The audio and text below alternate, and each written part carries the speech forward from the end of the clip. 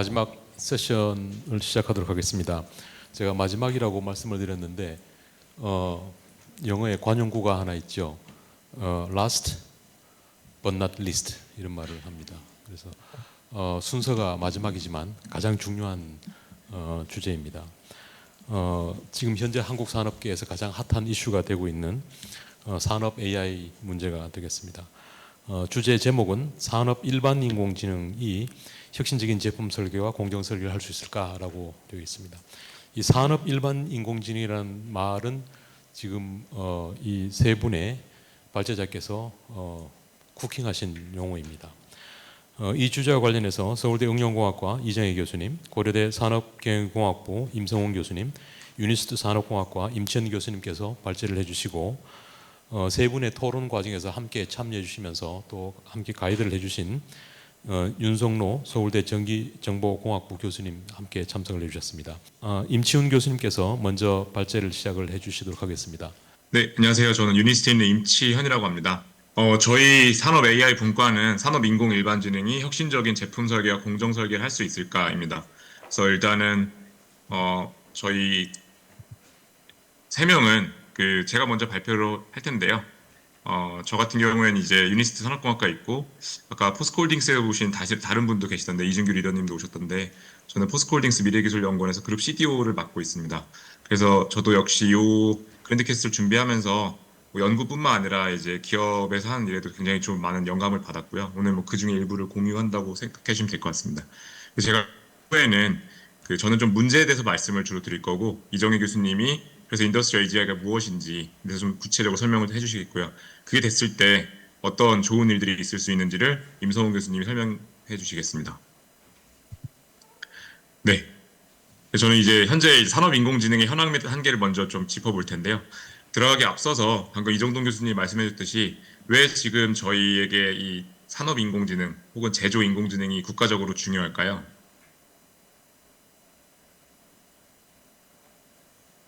자동차, 전자, 조선, 뭐 2차전지, 철강 다 석유화학 모두 다 이 산업인공지능에 뛰어들고 있는데요. 그 이유는 뭐 여러 개가 있겠지만은 중국입니다. 중국이 이 여러 개의 제조 산업의 대부분에서 생산성을 엄청나게 많이 가져가고 있습니다. 정말 많은 공급을 하고 있고요. 철강 같은 경우에도 거의 대부분이 중국에서 이제 공급을 한다고 보시면 되겠습니다. 2차 전지도 중국이 굉장히 잘하고 있고요. 그래서 반도체 외에는 사실은 정말 저희가 경쟁이 좀 어려운 상황, 현재로서 그렇고 또 반도체도 몇 년 후는 어떻게 될지 모르겠죠. 그래서 되게 중요한 키워드가 생산성입니다. 그래서 이제 AI가 뭔가를 자동화하고 최적화함으로써 생산성을 굉장히 높이는 거는 뭐 많이 증명이 됐다고 생각합니다. 굉장히 중요하고요. 근데 한편으로 이건 좀 기본이라고 생각합니다. 저는 예를 들어서 이런 제조 산업 분야에서 생산성이 이제 저희도 높이고 중국도 높이고 인도도 높이고 일본도 높이고 미국도 높이고 그럼 또 어떻게 될까요?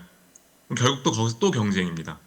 그래서 당연히 생산성을 높이는 것은 중요하고요. 기본이고 필수적입니다. 이거는 너무너무 중요한 거고 먼저 해야 되는 건데 근데 이제 오늘 저희 발표에서는 조금 다른 창의성 부분을 좀 짚어보려고 하고요. 그 이유는 방금 말씀드렸듯이 생산성을 아무리 높인들 어차피 거기서 계속 경쟁을 하는 거고 한 시장 안에서 계속 경쟁하는 것은 한계가 있을 수밖에 없습니다. 그래서 저희가 던지고 싶은 화두는 제품 설계와 공정 설계인데요. 기존의 기존의 공정에 대해서 생산성을 높이는 것만으로 부족하다. 그래서 창의적으로 제품과 공정을 설계 혹은 재설계를 해서 새로운 시장을 창출한다든지 아예 생산성을 확 퀀텀 점프를 하는 형태로 뭐 10%에서 30% 올린다든지 30%에서 70% 올린다든지 그런 재설계를 할 수 있는 인공지능이 필요하다가 저희가 말을 하고 싶은 겁니다. 근데 인간을 생각했을 때 이 창의성을 생각하면요. 사실 이 창의성이라는 것은 절대로 그냥 뭐 구름에서 잡아내는 게 아니라 생각합니다. 많이 알아야 되고요. 폭넓게 알아야 됩니다. 깊이 알아야 되고 그런 측면에서 인공 일반지능이라는 키워드를 갖고 왔다고 보시면 될 것 같습니다. 네, 개요는 이렇고요. 이제 산업인공지능에 대해서 몇 가지 사례를 말씀드리겠습니다. 산업인공지능을 하면은 뭐 여러 데피니션이 있을 수 있고 스콥이 다를 수 있는데 일단 공정 측면에서 좀 한정해서 봤을 때 센서, 설비, 환경에 수집된 데이터를 학습해서 뭐 품질을 예측하고 공정 최적화되면 수행하는 게 있겠죠. SK에서 뭐 공정 품질을 예측하고 그 품질을 제일 좋게 하기 위해서 공정을 최적화하는 것도 있을 것 같고요. 그리고 뭐 삼양사라든지 그런 뭐 식품 공정에서 수율을 높이기 위해서 공정을 이제 컨트롤을 제어하는 것도 있겠습니다. 그래서 뭐 이거는 지금 제가 석유화학과 그 식품의 예를 들었지만 철강 뭐 다 마찬가지고요. 또 하나는 이제 이상 탐지가 굉장히 중요합니다. 공정에 쓰이는 설비들이 있고 툴들이 있는데 그들이 이제 이상이 있어서 갑자기 좀 멈추지 않는지 부서지지 않는지 이렇게 모니터링하는 게 굉장히 중요하고요. 이런 것도 역시 요즘에 인공지능을 많이 하고 있습니다. 그래서 어떤 하드웨어 센싱이 아니라 소프트 센싱이 가능한 시대가 됐고요. 이런 사례들은 정말 많이 나왔고 이제 계속해서 이제 발전하고 있는 중이라 생각을 합니다. 저는 이제 조금 아까 말씀드렸듯이 포스코에서도 일을 하고 있는데요.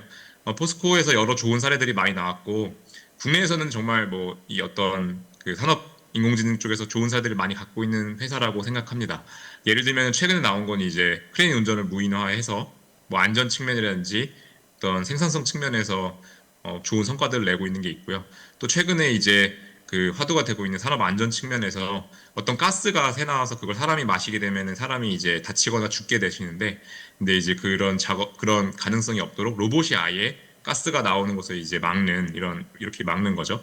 그런 가스막이 로봇 같은 걸 저희가 개발을 해서 도입을 하고 있습니다. 그래서 앞에서 이 사례는 이제 공정 최적화라고 하면 이것은 어떤 로봇이 인간 대신 액션을 수행하는 거라고 보시면 될 것 같습니다.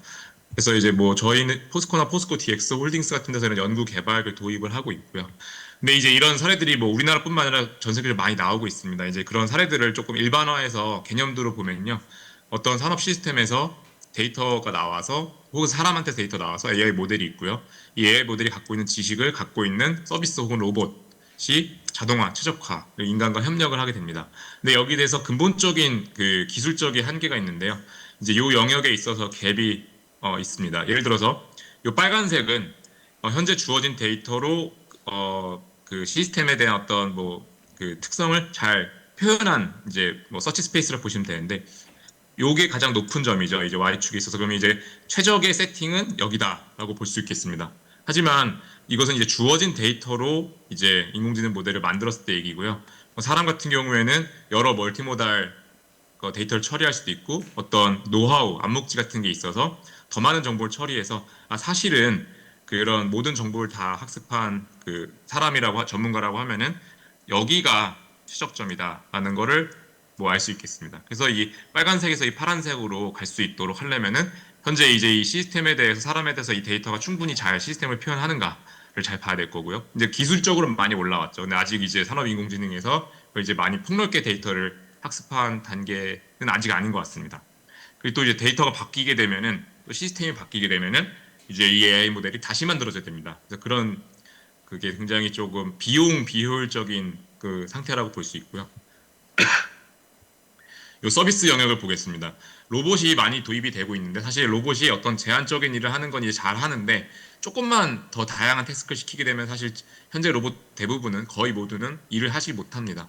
그래서 뭐 이 서비스라는 그 하드웨어 서비스든 소프트웨어 서비스든 간에 서비스가 될 때 학습한 데이터에서 드리프트가 있게 되면은 뭐 예를 들어서 원료, 날씨 이런 것들이 갑자기 바뀌게 되면 이제 그 인공지능이 제대로 일을 잘 못할 때가 있고요.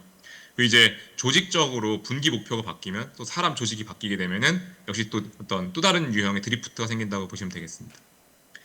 그리고 좀 더 폭넓게 보자면 어떤 AI 모델에 있어서 그 시스템에 대한 최적화를 할 때 사실은 산업에서는 그 공정이라는 게 앞뒤에 그 공급망이라는 게 있는데요.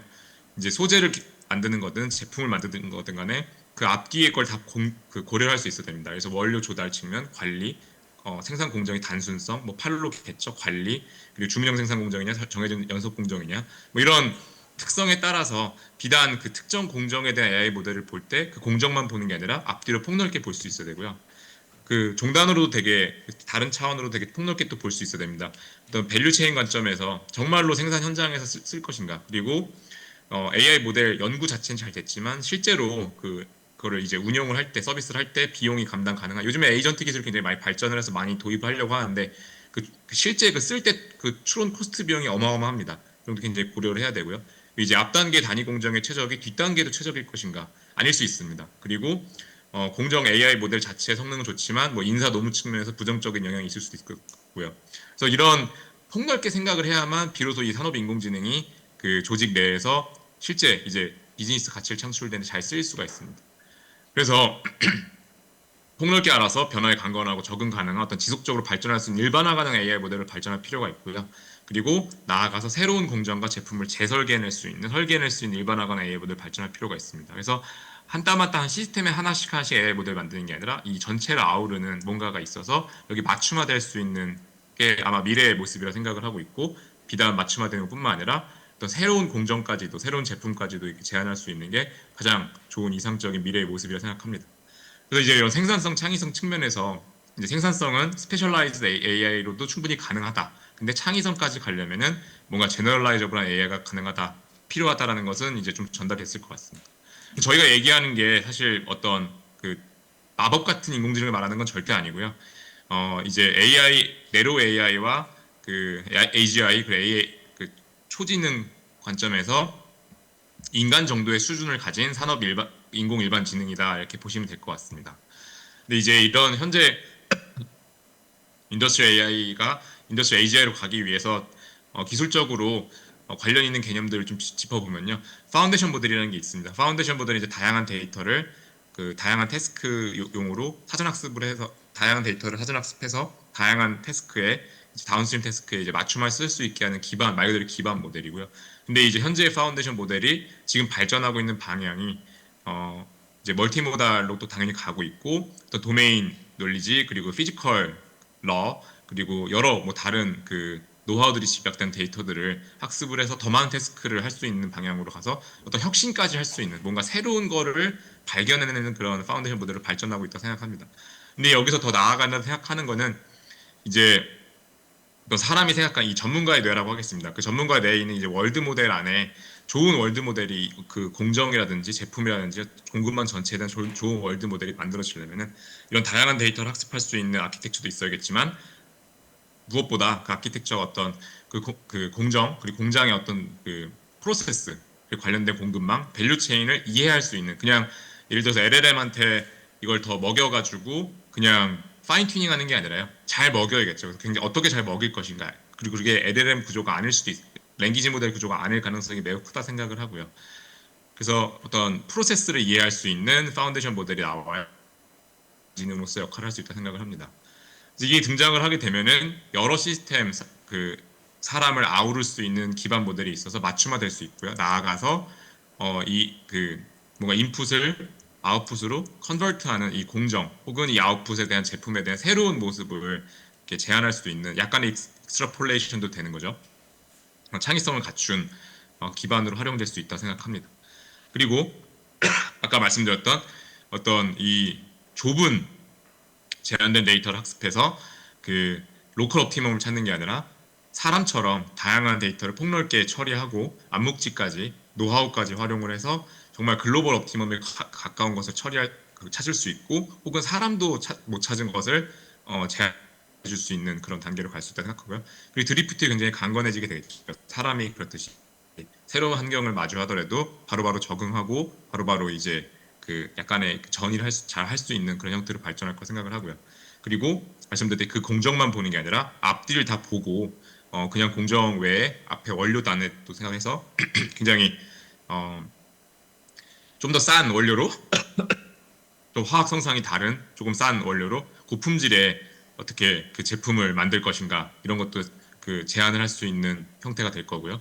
그리고 제품 설계나 소재 부품 설계, 소재, 그 제품, 그 각각에 대한 공정, 뭐 2차 전지라고 하면 그런 것들을 새로운 걸 만들어낼 수 있는, 뭐 마법을 지금 말씀드린 게 아니라 정말 전문가라면 할 수 있는 거를 인공지능이 할 수 있게 된다 생각합니다. 그게 이제 아마도 5년 혹은 10년 이후의 미래가 되면 바람직하지 않을까 생각을 하고요.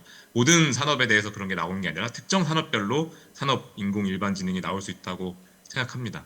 그래서 지금 이제 관련 연구들이 이미 되고 있고요. 최근에 이제 몇 개월 전에 나왔던 네이처에 나온 논문을 보면은 정말로 이제 더 폭넓게 학습을 한 모델, 그냥 주어진 데이터가 아니라 어떤 특정 그 목적에 맞게 과학적 지식과 그 연구자들의 노하우를 반영을 해서 약간의 실험 설계를 한 거죠.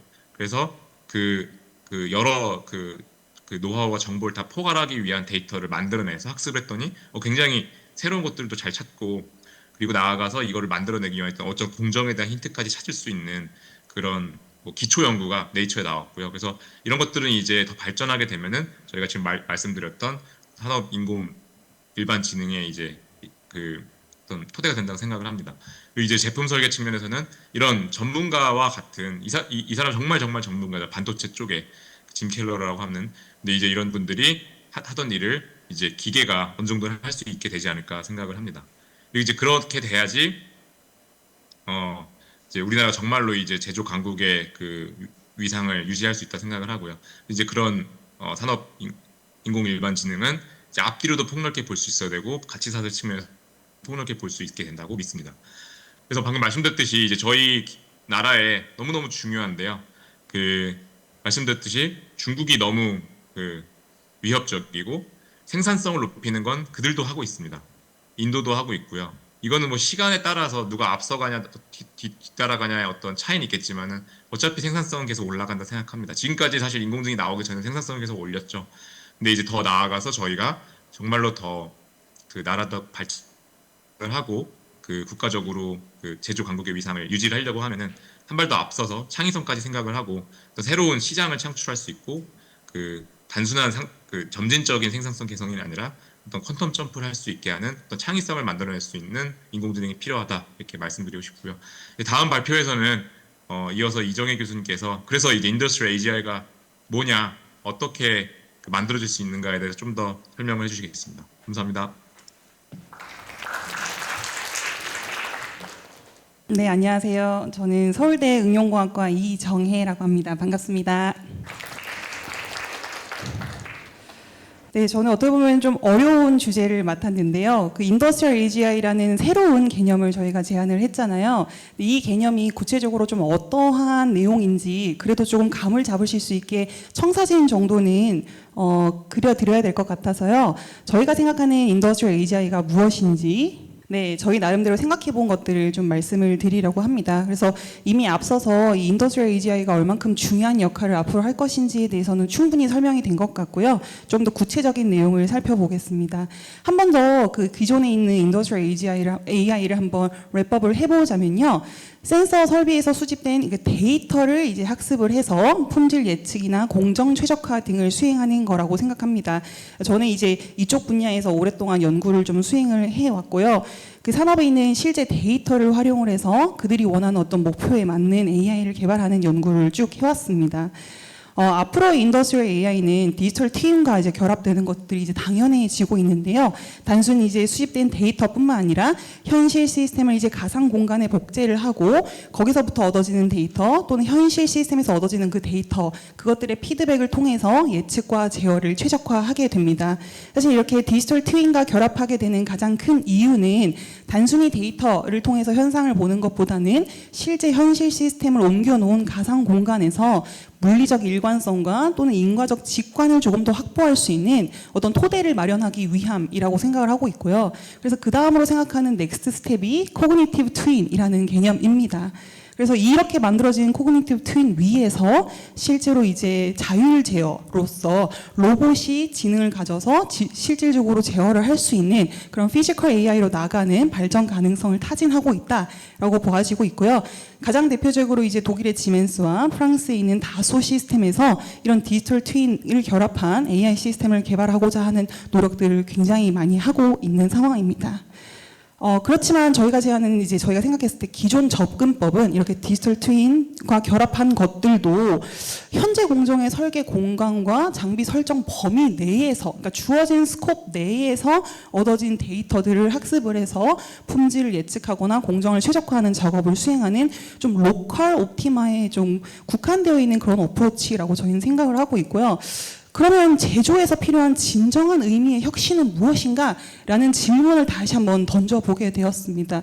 그것은 정말 그냥 주어진 스콥 내에서 효율성을 극대화하는 방식에 머무를 것인가? 저희는 이제 그렇지 않다라고 생각을 했고요. 새로운 진정한 의미의 제조 혁신을 이제 불러일으키기 위해서는 인더스트리얼 AGI가 필요하다라는 것들을 생각하게 되었습니다.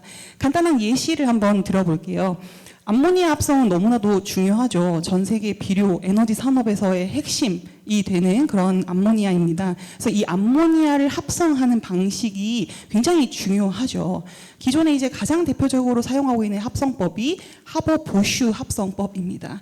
반응식은 보시면 이제 질소와 수소를 이용을 해서 화석 연료를 태워서 얻어지는 열 에너지를 기반으로 해서 이런 NH3를 만들어내는 그런 합성법입니다.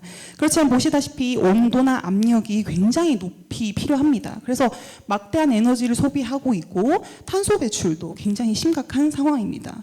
근데 요즘에는 우리가 탄소 뉴트럴, 그러니까 카본 뉴트럴 굉장히 중요하고 에너지 부분에서도 사실은 절감하는 것들이 너무 중요하잖아요. 그러면 이렇게 우리가 계속적으로 하고 있던 이 합성법 말고 새로운 방식으로 어떤 제조 혁신을 할 수는 없을까라는 질문을 하게 된 거죠. 그래서 새로운 암모니아 합성법을 개발하고자 하는 노력들은 정말 많습니다. 2024년 나온 논문인데요. 덴마크 공대와 스탠포드대에서 발표한 합성법입니다. 약간 다른 반응식을 이용을 했어요. 아까는 질소와 수소를 이용해서 열 에너지를 통해서 합성을 했었죠. 근데 지금은 질소와 물을 이용을 해서 재생 에너지를 통한 전기 에너지를 기반으로 해서 이러한 NH3를 만들어내는 합성법을 개발을 한 겁니다. 또한 여기서 좀 핵심적인 거는 온도나 압력이 우리가 일상생활로 생활하고 있는 이 실온과 대기압에서도 충분히 합성할 수 있다라는 것들을 밝힌 거죠. 그래서 아까 말씀드린 그런 고온 고압이 아닌 저온 조합에서 신환경적으로 합성할 수 있는 새로운 합성법을 개발을 한 겁니다. 뭐 아직 당연히 수율은 좀 낮습니다만 어쨌든 새로운 합성법을 가능성을 제시했다는 점에서 큰 의의가 있는 거죠. 저는 이러한 부분들이 이제 제조에서 굉장히 필요하다라고 생각을 하는 부분이고요. 이런 것들을 사람은 이제 할 수 있는 부분이죠. 근데 이거를 가능케 하는 AI를 만들 수는 없을까라는 질문을 하게 된 겁니다. 생각을 해봤을 때 우리가 탐험하는 세계는 굉장히 한정적입니다. 그러니까 예를 들면 우리는 자연의 법칙을 다 알고 있어요. 웬만한 자연의 법칙은 다 알고 있죠. 그렇지만 그것들을 굉장히 피스와이즈하게 실험을 한다는 거죠. 그러니까 실험할 수 있는 공간의 범위는 극히 제한적입니다. 아까와 같이 뭐 고온 고압에서 실험을 하는 경우에는 성공할 수 있는 거고 저온 조합에서는 아까 다른 식으로 통해서 실험을 하게 되면 뭐 성공할 수도 있는 거고 굉장히 피스와이즈하게 우리가 공간을 찾고 거기서 이제 실험을 하게 되는 건데요. 그래서 이제 자연이 허용하는 무한한 조합 공간의 대부분은 사실은 미탐색 상태로 남아 있는 것입니다. 저희는 이제 이 부분을 사람이 하게 되면 당연히 탐색을 할 수 있지만 굉장히 일일이 다 할 수는 없는 상황 아니겠습니까? 그래서 그 부분을 조금 더 효율적으로 가능케 해주는 인더스트리얼 AGI가 있으면 굉장히 도움이 되겠다라고 생각을 하게 된 거고요. 그래서 이제 질문을 좀 더 구체적으로 던져보면 이러한 제약을 초월해서 물리적으로 가능한, 이게 굉장히 중요합니다. 물리적으로 불가능한 것들을 탐색할 필요는 없는 거예요. 물리적으로 가능한 모든 공간을 탐험할 수 있는 이상적인 세계가 있다면 우리가 그 세계를 만들어낼 수 있으면 굉장히 좋을 것 같다고 생각을 했고요. 또 하나는 그 공간에서 자유롭게 탐구하는, 실험할 수 있는 주체가 있다면 되게 좋겠다라는 생각을 하게 된 겁니다. 사실 이 생각은 영화 인셉션에서 영감을 받았다라고 해도 되는데요. 당연히 인셉션에서 나오는 이 공간은 사실 물리적인 어떤 제약을 만족하지는 않지만 저희가 말씀드리고 싶었던 부분은 이렇게 우리가 생각하는 대로 공간들을 자유자재로 설계할 수 있는 이런 공간이 있다면 너무나도 좋겠다라는 생각에서 비롯된 것임을 말씀드리기 위함이고요. 그래서 지금 데피니션을 저희 나름대로 한번 정의를 해봤습니다. 인더스트리얼 AGI라고 하면 What if 생성을 통해서 이상 세계에서 새로운 원리를 발견, 창조하는 가상 주체입니다. 무슨 말이야? 생각을 하실 수 있어서 좀 구체적으로 좀 말씀을 드려보겠습니다. 탐구의 공간은 이상 세계라는 곳이고요. 탐구의 주체는 가상 주체가 되겠습니다. 사람이 하는 것이 아니라 가상 주체가 하게 되는 거고요. 탐구의 방식은 what if, 질문을 계속 생성을 하는 겁니다. 저희 그랜드 퀘스트가 했던 것과 같은 방식이라 보면 되는 거죠. 탐구의 목적은 새로운 원리의 발견 또는 창조입니다.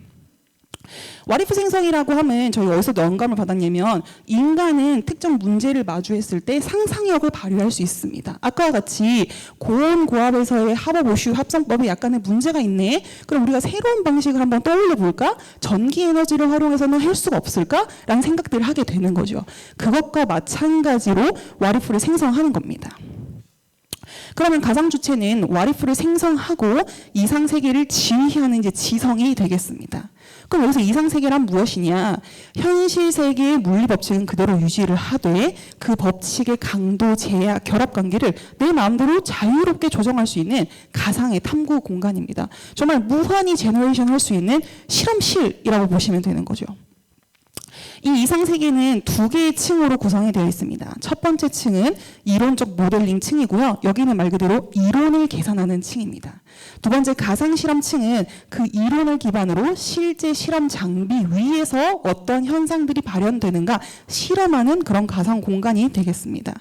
좀 더 구체적으로 이 구성 엔진들을 저희가 명명을 하고 설명을 드려볼 텐데요. 첫 번째는 산업 기초 모델링 엔진입니다. 이 물리 법칙이라는 거는 특정 산업에 국한되는 것이 아니라 전체 산업을 공통하고 있는 그런 부분이잖아요. 그래서 산업 기초 모델링 엔진, 다른 말로 해서 FIME라는 부분은 모든 산업에 공통적으로 적용되는 이론 물리층이라고 보시면 됩니다. 좀 더 쉽게 설명을 하면 아인슈타인을 떠오르시면 될 거예요. 아인슈타인 같은 경우에는 실험을 하지 않죠. 이론적으로 모든 물리들을 정합성 있게 꿰뚫어 보고 그것들을 전개해 나가면서 새로운 이론들을 발견을 하고 어떤 실험들을 한다라고 보시면 되는데요. 이 아인슈타인은 결국에 저희가 제안하는 이 인더스트리얼 AGI에서 Virtual Agent, 가상 주체와 아까 말씀드린 FIME, 산업 기초 모델링 엔진이 합쳐진 개념이다라고 보시면 되는 거고요. 두 번째, 가상화 산업 실험 엔진 같은 경우에는 공정 조건, 소재 구조, 장비 제약, 경제적 목표 등 우리가 어떤 물리 현상을 그 공정에 딱 맞춰서 진행을 해야 되잖아요. 현상을 보여줘야 될 거 아니에요. 그래서 그 부분이 실제로 반영된 가상화 실험 플랫폼, 즉 공간이라고 할 수 있겠습니다. 그래서 여러분들이 생각하시기 또 쉬운 방법이 패러데이 같은 실험 물리학자를 떠올리시면 되는데요. 실험 물리학자인 패러데이는 가상 주체 플러스 가상화 산업 실험 엔진이라고 보시면 됩니다. 근데 하나 말씀드리고 싶은 건 가상화 실험 플랫폼이라고 하면 여러분들이 시각화돼야 되는 거 아닌가? 라고 생각하실 거예요. 디지털 트윈과 비슷한 개념으로 시각화돼야 되는 것 아닌가? 라고 하지만 꼭 시각화될 필요는 사실 없습니다. 그냥 디지털화 되기만 하면 되는 거죠. 좀 더 쉽게 설명을 해드리겠습니다. 문제를 파악하는 거예요. 예를 들면 지금 탄소 중립 시대에서 탄소가 너무 많이 배출되고 있는 합성법이 문제가 있다. 그래서 문제를 파악하고 상상력을 동원해서 질문을 던지는 겁니다. 예를 들면 고온 고압의 열 에너지를 이용하는 게 아닌 저온 저압에서의 전기 에너지를 활용한 방법은 없을까? 라는 질문은 던져볼 수 있겠죠. 그 질문에 대한 이론을 세워보는 겁니다. 전기 에너지로 NH3를 합성하기 위해서는 우리가 어떤 식을 이용을 해야 될까라는 이론을 세우고 그것을 실험할 수 있는 가상 공간을 만들어서 실험을 진행해 보는 겁니다. 그래서 그 결과를 보고 다시 한번 질문을 바꿔보고 이론을 세우고 가상 공간을 만들어서 또 실험을 해보고 이것들을 반복하면서 아하, 우리가 필요한 원리는 이거였고 이런 방식을 이용을 하면 새로운 합성법을 제조할 수 있겠구나라는 것들을 깨우쳐 나가는 겁니다. 그래서 저희가 제안하는 인더스트리얼 AGI는 이 탐구 지능을 기반으로 해서 물리 모델링, 이론적 물리 모델링 플러스 가상 실험 이것들을 중간중간마다 현실 검증 이것들이 정말로 피저블한 솔루션, 가능성이 있는 솔루션이었는가라는 것을 확인을 하고 그 정보를 다시 또 피드백하여서 탐구 지능, 물리 모델, 가상 실험들을 계속적으로 유기적으로 진행하는 이것들을 생각하는 게 인더스트리얼 AGI다라고 생각을 하는 겁니다. 개념을 한번 비교해 볼게요. 지금 이때까지 나온 인더스트리얼 AI, 그러니까 산업 AI라는 건 세상을 활용하는 AI입니다. 다시 말해서 세상을 이해하고 운용하는 AI입니다. 네. 기존에 주어진 데이터를 기반으로 세상을 활용하는 거죠. 그렇지만 저희가 제안하는 인더스트리얼 AGI라는 새로운 개념은 새로운 세상을 상상하고 그 안에서 원리를 발견, 창조하는 AI입니다. 굉장히 좀 챌린징한 걸 던지고 있다라고 보시면 되는데요. 인더스트리얼 AGI의 개념도는 다음과 같습니다. 먼저 오른쪽에 있는 반도체 지능체는 이미 구현되어 있는 기술입니다. 여러분 잘 아시겠지만 데이터를 현실 세계에서 얻어진 데이터 또는 디지털 트윈을 통해서 얻어진 데이터를 가지고 우리가 AI를 이때까지 만들어 왔잖아요. 그때 거기서 이제 녹여진 그 지식들을 그대로 가상 주체에다가 입력을 시키는 겁니다. 그럼 어느 부분이 새롭냐? 저희가 제안하는 이 이상 세계라는 부분이 새롭다라고 보시면 됩니다. 이 밑에 있는 가장 기저에 있는 층은 이론 물리층이라고 보시면 되고요. 그 이론 물리층 위에서 반도체 공정에 특화되어 있는 어떤 가상 실험 공간이라는 걸 만드는 겁니다. 이거 두 개가 합쳐져서 이상 세계라는 것이 이제 구현이 되게 되는 거고요. 그 위에서 반도체 가상 주체는 열심히 뛰어노는 겁니다. 그러면서 실험도 해보고 이론도 다시 정립해보고 계속적으로 반복을 해 나가면서 우리가 원하는 새로운 공정과 제품을 이제 만들어내는 그런 과정을 거치게 되는 겁니다. 그러면 이건 반도체 산업에 대한 인더스트리얼 AGI였고, 마찬가지의 개념으로 철강 산업에 대한 인더스트리얼 AGI도 당연히 만들 수가 있겠죠. 여기서 핵심적인 부분은 뭐냐? 보시면은 이제 여기 가장 기저가 되는 물리층은 공통입니다. 그렇지만 그 물리를 구현하는 데 있어서 필요한 어떤 공정 조건, 뭐 소재 아니면 제약 이런 것들은 그 산업에 특화돼서 맞춰야 되기 때문에 철강에 특화된 가상 실험 플랫폼이 필요하다라는 걸 말씀드립니다. 좀 더 이제 예시를 들어서 쉽게 설명을 드려볼게요. 아까 암모니아 신합성법 설계에 대해서 이번에 이제 제안드린 인더스트리얼 AGI 관점에서 다시 살펴보겠습니다. 문제를 주는 겁니다. 하버보슈 공장은 고온 고업 조건을 요구해서 막대한 에너지 소모와 탄소 배출을 해 굉장히 문제가 돼. 그럼 그때부터 가상 주체는 질문을 하는 겁니다. 그러면 질소와 물로부터 저온 조합에서 암모니아를 합성할 수 있다면? 이라는 질문 던질 수도 있을 거고요. 열화학 대신에 전기화학적인 경로로 암모니아를 만들 수 있다면? 이라는 질문은 당연히 저 문제가 주어지게 되면 현재의 large language 모델로도 저런 질문은 던져볼 수 있습니다. 그게 얼마나 reasonable 하냐라는 건 좀 다른 문제긴 하는데요. 그것도 우리가 계속적으로 튜닝을 해 나가기는 해야겠죠. 그렇지만 이 what if를 통해서 굉장히 좋은 질문을 던지게 되고, 그러면은 그 아까 FIME라는 어떤 기저 물리층에서는 이 전기화학 반응의 기본 법칙을 유지한 채로 반응 경로나 이런 부분들을 이론적으로 모델링을 하게 되는 겁니다. 그러면 이 이론적으로 이론 물리가 이제 완성이 되어 있으니까 그거를 기반으로 이것들이 실제로 구현될 수 있는 조건들이 무엇이 있을까라는 걸 실험할 수 있는 가상 공간을 또 만들어 주는 겁니다. 그것이 이제 VIEE가 해야 되는 역할이 되는 거죠. 그래서 아까 오른쪽에 말씀드렸던 반도체 지능체라는 거는 이미 기구체화된 기술입니다. 이미 널리 쓰이고 있는 기술이라고 합니다. 입니다. 그래서 이 기술을 그대로 우리는 VA, 그러니까 저희가 생각하는 가상 주체에다가 이식을 하게 되는 거죠. 그러면 기존에 우리가 개발되었던 AI에 대한 지식들은 그대로 이제 이식이 된 상태에서 추가적으로 이상 세계를 탐구하면서 여러 가지 가설들을 실험하고 검증할 수 있는 그러한 주체로 거듭날 수 있다고 저희 생각을 하고 있습니다. 당연히 이렇게 굉장히 어렵죠. 그럼 인더스트리얼 AGI 개념은 대충 알겠는데 어떻게 그걸 구현할 건데? 라는 질문이 당연히 있습니다. 그리고 여기는 가상 실험을 통해서 계속적으로 만들어낸 공정과 제품을 어떤 방식으로 검증할 건데, 그때마다 너희가 새로 제안했던 공정과 제품을 실제 현실 세계에서 다 구현을 하고 다 제품화할 수가 없잖아요. 그런 부분들에서 어떻게 우리가 실제 데이터를 다시 먹여주는 피드백 과정을 거칠 수 있을까? 굉장히 큰 문제입니다. 저희가 이제 제안드리는 인더스트리얼 AGI가 너무 허무맹랑하다고 느껴지실 수도 있을 것 같고 그럴싸한데라고 생각하시는 분들도 있을 텐데요. 사실 허무맹랑한 얘기가 전혀 아닙니다. 각각의 컴포넌트별로 이미 기반 기술들은 다 마련이 되어 있다라고 볼 수 있고요. 그래서 이것들을 기반으로 이런 것들은 이렇게 구현하면 되겠다라는 클루 정도는 어느 정도 다 가져가실 수 있습니다. 근데 저희가 이제 제안하는 게 이게 그랜드 퀘스트여야 되잖아요. 그러면 이 기저 기반 기술이 다 있다고 하면 이게 왜 그랜드 퀘스트야? 라는 질문을 하실 수도 있을 것 같고, 이게 왜 난제인데? 라는 질문을 던질 수도 있으실 것 같아서 이 장표를 준비를 했습니다. 이것이 그랜드 퀘스트인 이유는 인더스트리얼 AGI는 기존 산업 AI가 다루지 못한 새로운 지능, 우리가 나아가야 될 지능을 새롭게 제안했다라는 것에 저는 큰 의의가 있다라고 생각합니다. 누구나 생각했던 문제가 아니라 혁신적인 공정, 제품 설계를 할 수 있는 AGI는 없을까라는 걸 처음으로 던졌다라는 것에 저는 큰 의의가 있다라고 생각을 하고요. 왜냐면 지금까지 산업 AI는 이때까지 주어진 데이터, 그 공정 범위 안에서 최대한 잘해보자라는 것들을 계속적으로 고도화시켰다라는 거에 국한되었다고 저는 생각을 하고 있고요.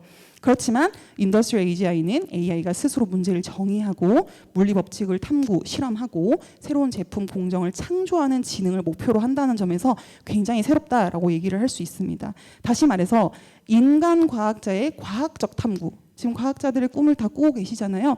저희가 할 법한 그런 것들을 자동적으로 해줄 수 있는, 우리 대신에 더 잘해줄 수 있는 그러한 AGI가 있으면 너무 좋지 않겠나라는 그 개념을 산업 AI에 도입한 전례 없는 제안이라는 점에서 저희는 그랜드 캐스트라고 생각을 하고 있고요. 그러면 그게 왜 난제인가라는 또 얘기를 해봐야 되죠. 기존 기술이 아까 그렇게 많다라고 하면 그 기존 기술의 조합으로는 달성할 수 없는 난제인가? 네, 달성할 수 없습니다. 현재로는 달성할 수 없는데요. 그 이유는 뭐냐면 인더스트리얼 AGI는 아직 관측, 시도되지 않은 공간을 스스로 생성하고 원리를 탐구하는 능력을 요합니다. 기존에 개발되어 있던 디지털 트윈, 버추어 트윈, 그다음에 모든 기술들은 다 관측된, 내가 이제 획득할 수 있는 그 데이터를 기반으로 하거나 모방할 수 있는 현실이 있다는 가정하에 진행되는 AI입니다. 그렇지만 저희가 제안하는 건 일단 미시도 영역에 대해서 아직 관측되지 않은 그 영역에 대해서 어떤 식으로 생성하고 실험을 할 수 있을까라는 부분은 아직 구체화되기가 굉장히 어려운 개념이라고 봐지는 거죠. 물리 법칙을 만족하지만 현실에서 얻어질 수 있는 실체가 없는 상황에서는 어떻게 할 수 있는 건가요? 데이터도 없고 실험 결과도 없고 모방할 현실이 없는 이런 상황에서 이 영역을 이해하고 물리적으로 일관되게 이것들을 생성해낼 수 있는 건 매우 어려운 부분입니다. 굉장히 챌린징한 부분이고요. 또 그 안에서 발견된 솔루션이 현실에서 정말 피저블한 건지 테스트를 그때그때 할 수 없다라는 점도 굉장히 큰 부분 중에 하나입니다. 또 하나는 탐구지능이라는 건데요. 사실 커저 AI가 굉장히 필수적인 부분입니다. 근데 그 커저 AI를 사실 기본적으로 탑재를 하고 있어야지만 가능한 탐구지능. 근데 아직 커저 AI 자체도 어떤 식으로 이게 현실화될지 미지수인 상황입니다. 근데 거기서 한 발짝 더 나아가야 되는 이 탐구지능이라는 거를 구현하기가 사실은 굉장히 어렵죠. 또한 이제 이것들을 정말 만들려면 새로운 학습 아키텍처가 필요합니다. 예. 기존에 지금 가장 대세로 떠오르고 있는 게 트랜스포머잖아요. 그러니까 데이터를 입력으로 받아서 그 안에서의 패턴을 학습을 해서 최대한 좋은 예측값을 만들어내는 것. 요약을 하자면 사실 이런 방식으로 트랜스포머가 지금 가장 좋은 아키텍처로 구현을 하고 있는데요. 저희는 이제 미시도된 영역 같은 경우를 다뤄야 되잖아요. 그러다 보니까 그 안에서 데이터를 얻을 수 없습니다. 그리고 디지털 트윈과 같이 현실을 모방할 수 있는 현실 자체도 없는 상황이죠. 그래서 이런 상황에서는 기존의 어떤 데이터 드리븐 파라미터를 학습하는 그런 아키텍처로는 불가능할 겁니다. 그래서 가설을 생성하고 가상 물리를 실행하고 결과를 평가하고 원리를 규명할 수 있는 이것들을 가능케 하는 새로운 학습 메커니즘, 새로운 학습 아키텍처가 필요하다라고 생각을 하고요. 그것들은 분명히 기존 AI 또는 기존 산업 AI와는 구분되는 새로운 무언가여야 된다라는 겁니다. 사실 이거에 대해서 솔루션을 제안해 드리면 참 좋겠지만 그것들을 할 수 있으면 사실 이건 그랜드 캐스트가 될 수가 또 없죠. 아이러니하게도. 그렇기 때문에 이런 아키텍처가 필요하고 우리 모두 힘을 합쳐서 이쪽을 한번 개발해 보면 중국을 이길 수 있는 무언가 새로운 힘을 저희 기를 수 있지 않을까 생각하면서 마무리를 짓도록 하겠습니다. 감사합니다. 네, 안녕하세요. 저희 주제 마지막 발표를 맡은 고려대학교 산업경영공학부 임성훈 교수라고 합니다.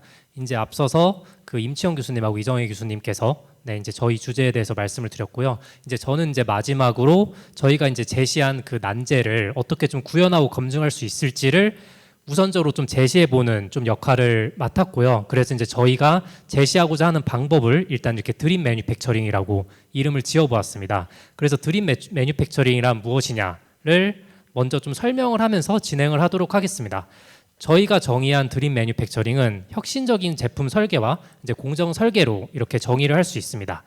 조금 더 구체적으로 말씀을 드리자면 인더스트리얼 AGI, 그러니까 앞서 이정희 교수님께서 제안하신 인더스트리얼 AGI가 제시한 새로운 제품 설계와 공정 설계를 인간이 현실의 기술과 감각으로 구현하는 협력적 생산의 현장이라고 할 수 있고요. 그리고 단순한 기술이 아닌 인간과 기계가 함께 사고하고 배우는 새로운 제조업 운영 철학이자 새로운 창조 방식이라고 할 수 있겠습니다. 그래서 아직까지는 좀 모호하게 설명을 드렸는데 좀 더 갈수록 좀 더 구체적으로 말씀을 드리도록 하겠습니다. 그럼 저희가 제안한 드림 매뉴팩처링에서 인더스트리얼 AGI는 어떤 역할을 하고 사람은 어떤 역할을 하냐라고 했을 때 인더스트리얼 AGI는 현실에서 실험하기 어려운 상상을 검증 가능한 설계로 바꾸는 지적 파트너의 역할을 수행을 하고요. 인간 전문가는 그 설계를 실제 기술로 구현하는 창조의 주체입니다. 그래서 인더스트리얼 AGI만 할 수 있거나 사람만 할 수 있는 게 아니라 둘이 이렇게 협력을 하면서 이룰 수 있는 난제라고 생각을 해주시면 될 것 같습니다. 네, 그리고 이제 공정의 예를 들어서, 공정 설계의 예를 들어서 말씀을 드릴 때 이제 중요한 역할을 하는 것을 저희가 이렇게 러닝 에이전트, 한국어로 학습 에이전트라고 정의를 내려보았습니다. 그래서 인더스트리얼 AGI가 생성한 설계 제어 정책이 가상 공간과 실시간 제어계의 양방향으로 연결되어 공장 전체가 하나의 학습 에이전트로 작동을 하는 것이라고 이해를 해주시면 될 것 같고요. 공정 설계의 예를 들었을 때 이제 단순히 그 로컬 수준, 그러니까 설비와 품질을 전역 최적화하는 로컬 제어 에이전트뿐만 아니라 그 제조의 전 과정을 다루는 물류 에너지 납기 제약을 전역 최적화하는 상위 의사결정 에이전트로 이렇게 구성을 할 수 있습니다. 그럼 거기서 이제 인간 전문가의 역할은 교사 혹은 감독자 혹은 의사결정자로서 적극적으로 참여를 하게 됩니다.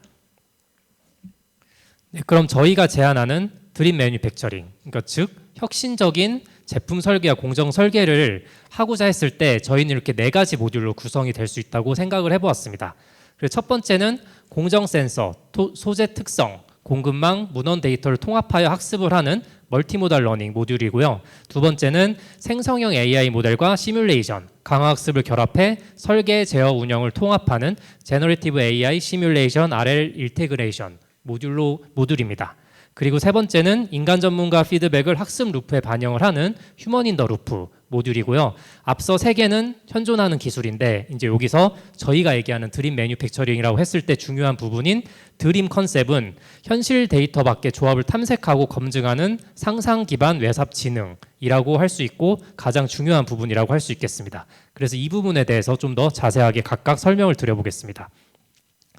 그래서 멀티모달 러닝 모듈 같은 경우는 이제 기존의 제품 설계, 공정 설계할 때 필요했던 데이터, 공정 센서 데이터, 소재 특성 데이터, 공급망 데이터뿐만 아니라 외부 지식, 예를 들어서 논문 특허 표준 구격을 통합하고 학습하는 모듈이라고 할 수 있습니다. 그래서 예를 들면 구글 딥마인드 알파폴드가 단백질 구조 예측에 논문하고 실험 데이터를 결합을 해서 그게 이제 많이 이슈가 되었는데요. 그런 것처럼 저희가 제안하는 인더스트리얼 AGI에 기반한 드림 매뉴팩처링 같은 경우도 이러한 그 외부 지식을 기반으로 한 널리지 그래프와 AI가 결합을 하는 그런 구조가 필요하다고 생각을 합니다.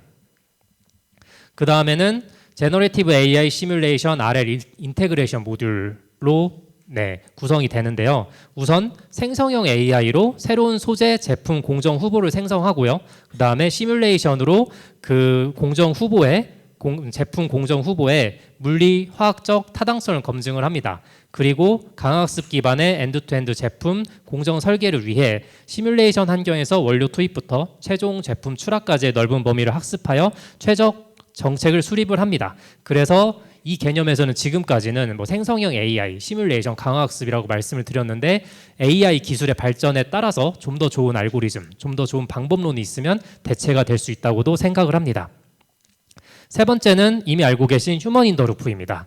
인간 전문가, 예를 들어서 공정 엔지니어, 소재 과학자가 인더스트리얼 AGI의 제안안을 검증, 수정하는 피드백 루프 설계입니다. 그래서 인더스트리얼 AGI가 제안한 새로운 제품 공정 설계안을 인간이 평가하고 그 결과를 다시 학습 데이터로 반영하여 지속적인 성능 향상을 도모합니다. 마지막으로 가장 중요한 드림 컨셉 모듈입니다. 인더스트리얼 AGI가 현실 데이터 외에도 가상의 시나리오를 생성하고 탐색하는 능력으로 이루어져 있고요.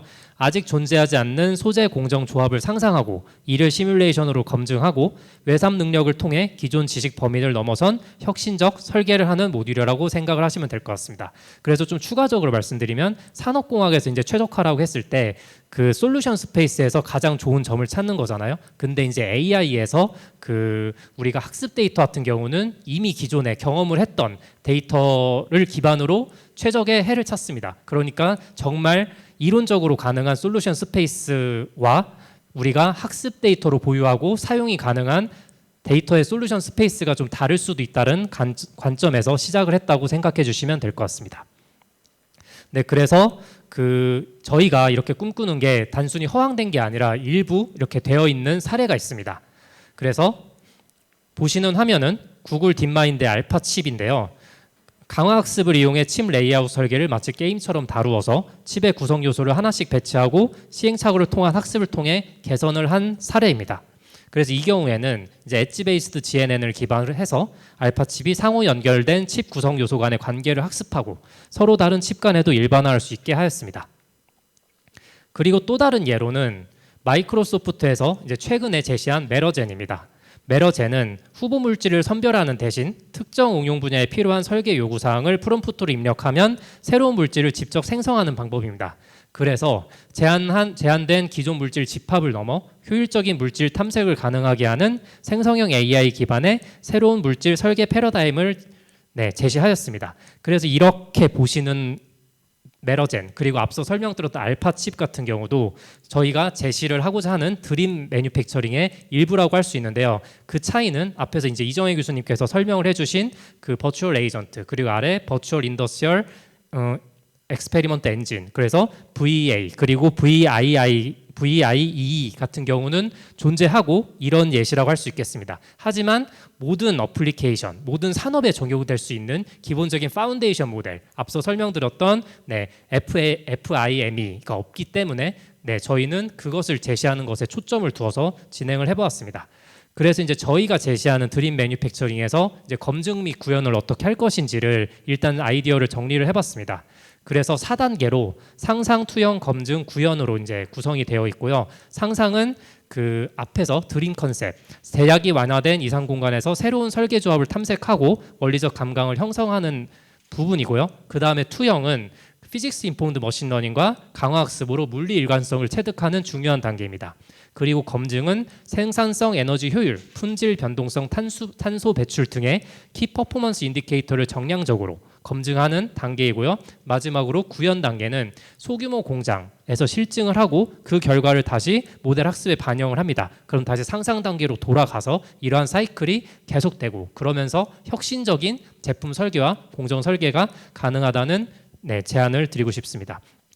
그래서 이러한 검증 및 구현 단계가 왜 필요하냐라고 했을 때 인더스트리얼 AGI가 제시한 새로운 제품이나 공정은 현실에서 예상하지 못한 반응이나 장비 부하 등을 초래할 수 있습니다. 그래서 새로운 제품 공정은 실행 전 단계별 안전 시뮬레이션과 물리적 한계 검증을 거쳐야 하고요. 이를 위해 PIML 기반의 안정성 평가를 포함한 거버넌스 체계가 병행이 되어야 합니다.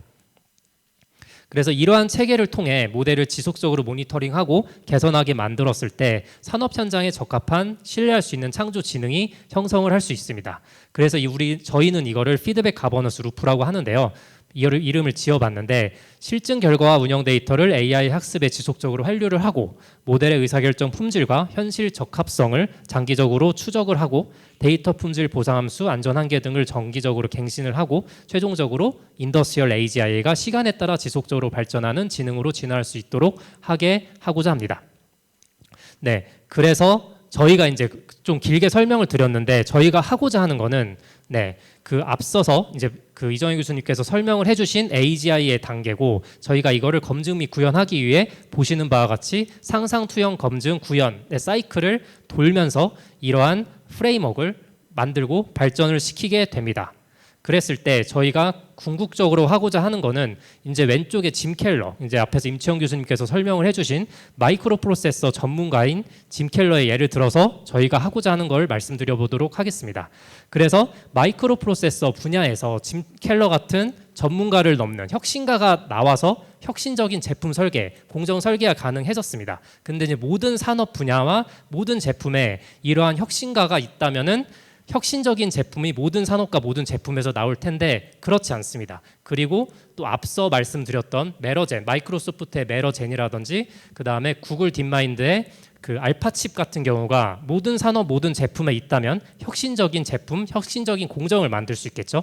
하지만 산업의 종류는 많고 그 제품의 종류도 많습니다. 그래서 짐 켈러 같은 혁신가나 아니면은 앞서 말씀드렸던 알파칩 같은 그런 혁신적인 알고리즘이 모든 산업, 모든 제품에 존재하는 것 그리고 만드는 것이 불가능하기 때문에 저희는 이러한 FMI를 기반으로 한 프레임워크를 만들고 그것을 제안을 드리고 그걸 드림 매뉴팩처링이라고 명명해보고 싶었습니다.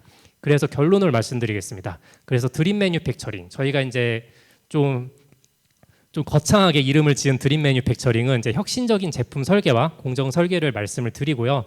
앞서 말씀드렸던 것처럼 단순한 기술이라기보다는 인간과 기계가 함께 사고하고 배우는 새로운 제조업 운영 철학이자 새로운 창조 방식의 현장입니다. 그래서 드림 매뉴팩처링을 통해 그 짐 켈러 같은 인간 혁신가가 없는 분야, 그리고 뭐 알파칩, 그리고 그 메러젠 같은 AI 혁신가가 없는 분야에서도 새로운 제품 설계와 공정 설계가 가능한 프레임워크를 만들어 보고 싶었습니다. 그래서 마지막으로 as is to be를 간단하게 말씀드리면, 현재는 인더스트리얼 AI가 많은 기여를 하고 있습니다. 인더스트리얼 AI는 세상을 이해하고 효율적으로 운영하는 AI입니다. 하지만 저희가 꿈꾸는 미래의 매뉴팩처링에서는 인더스트리얼 AGI가 세상을 발견하고 상상하고 창조하는 AI로서 역할을 해주기를 기대를 하고요. 현재 인더스트리얼 AI는 그 효율적인 제품 설계와 공정 설계를 위해 정해진 이미 학습된 솔루션 스페이스 안에서의 로컬 옵티마이제이션을 하지만, 저희는 지금까지 경험해 보지 못한 솔루션 스페이스 안에서 혁신을 찾기 위해 글로벌 옵티마이제이션을 해보고자 합니다. 그래서 이제 현재를 컨벤셔널 매뉴팩처링이라고 했을 때 저희가 지금까지 설명드렸던 제안하는 매뉴팩처링의 미래를 드림 매뉴팩처링이라고 이름을 지어보고 싶습니다. 네, 그래서 이제 이것으로 발표를 마치고요. 토론 이어서 하겠습니다. 네, 감사합니다. 마지막 세션 토론입니다. 또 플로어에서 많은 질문을 주시길 부탁드리고요. 오늘 오전부터 계속 이렇게 세션이 거듭되면서 계속 새로운 용어가 탄생을 하고 있습니다. 그래서 이번 세션에서도 또 여러 가지 새로운 용어가 탄생을 했는데요. 이번 세션에 토론을 윤 교수님께서 진행해 주시겠습니다. 부탁드립니다. 예. 오늘 발제해 주신 두 분, 그리고 온라인에 또 발제해 주신 또 한 분 포함해서 세 분 교수님께서 네 번째 세션에 대한 발제를 해주셨고요. 굉장히 시기적절한 주제가 아니었나 싶어요. 마침 이번 주 초에 트럼프가, 오전에 얘기가 나왔을지 모르겠습니다만, 트럼프가 이제 제네시스 미션에 대해서 얘기를 했고요. 혹시 오전에 얘기가 나온 적은 없죠. 예. 그게 맨하탄 프로젝트처럼 엄청난 규모로 미국 정부가 노력을 기울이기로 결정을 했고, 그 내용이 놀랍게도 이제 AI를 써서 사이언티스트를 만들겠다는 거고, 제네시스 미션. 그리고 6개를 꼽았고 20개를 그러니까 20개까지 확장을 할 텐데, 제일 1번에 나온 게 첨단 제조예요. 그래서 우리가 생각한 게 먼저 우리가 어떻게 써야 되지 않나, 트럼프한테 특허료를 받았어야 되지 않나, 뭐 이런 생각도 그러니까 드는데. 누출이 된 거예요. 그렇습니다. 그런 것 같습니다. 예. 그래서 너무나 중요한 내용임은 뭐 전 세계가 공감하는 것 같고, 미국도 이제 그 내용을 보면 미국 정부가 보유하고 연방 정부가 보유하고 있는 많은 과학 데이터를 이제 공개를 어떻게 할지 모르겠지만, 그걸 대상으로 하고 인공지능을 이용해서 6가지 분야를 먼저 치고 나가겠다. 첨단 제조도 있고, 그리고 아마도 중국의 희토류 때문에 좀 괴로운지 그런 이제 광물과 관련된 얘기, 그리고 소재와 관련된 얘기, 그리고 반도체와 관련된 얘기, 그런 것들을 포함해서 6개로 시작하고 20개까지 늘리겠다는 내용이라서 상당히 기대가 되고요. 반면에 저희 선수를 저희가 먼저 얘기를 했는데, 그래서 그런 면에서 굉장히 의미 있는 주제일 것 같고, 저희가 고민했던 부분은 구체성을 갖춰야 하고, 또 그랜드 퀘스트라고 하는 성격에 맞춰서 여러 가지 의미 있는 질문을 던질 수 있어야 하기 때문에 거기에 대한 많은 고심을 했고요. 보시면 아시겠지만 세 분의 교수님께서 많은 노력을 기울이고 여러 가지 고심한 흔적이 보이실 겁니다. 그래서 그런 면에서 많은 질문을 주시고, 또 세 분의 발제자께서 이제 현명한 답안을 주시고, 이렇게 토론을 이어가면 어떨까 싶습니다. 혹시 오늘 발제 들으신 내용 관련해서 질문이 있으시거나 의견이 있으신 분 계실까요? 저도 질문해도 되나요? 물론입니다. 첫 번째 층에서 물리 세계를 묘사하려고 할 때, 예를 들어 물리 상수가 7개가 있잖아요. 뭐 킬로그램, 미터, 뭐 세컨, 뭐 그걸 다 통합해서 표현한다는 게 굉장히 어렵잖아요. 아마 그래서 예시로 반도체, 철강 이렇게 예시로 들으신 것 같은데, 그러니까 지금 어쨌든 예시는 드셨지만 꿈꾸는 건 모든 물리 세계를 표현하는 그걸 꿈꾸시는 거죠? 네, 그거 물어보고 싶었습니다.